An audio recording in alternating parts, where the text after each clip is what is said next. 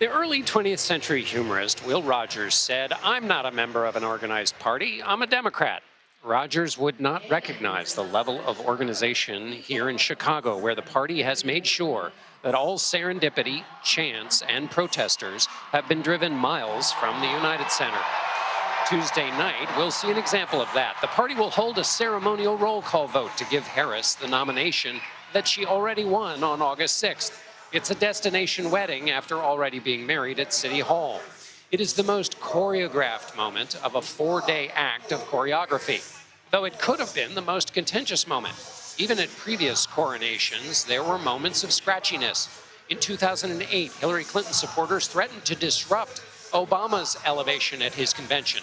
They were called Pumas, which stood for Party Unity My Rear End. In 2016, Bernie Sanders supporters protested Hillary Clinton's roll call vote. This election, when Biden came to see the wisdom of dropping out, there could have been a battle to replace him. But that never happened, in part because of the quick work of many of the speakers here at this convention, from Hillary Clinton to Barack Obama. The party closed around Harris, upending another Democratic Party cliche.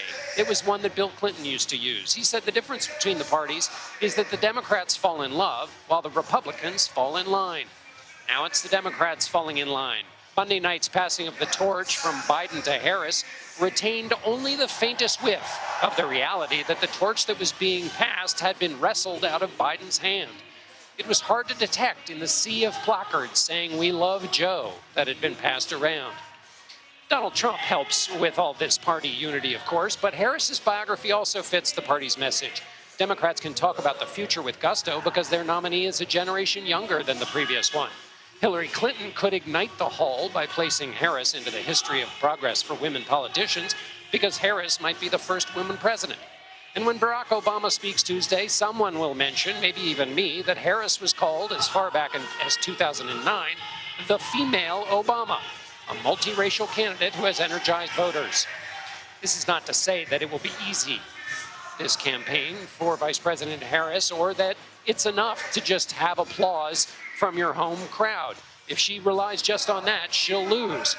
As Will Rogers said, even if you're on the right track, you'll get run over if you just sit there.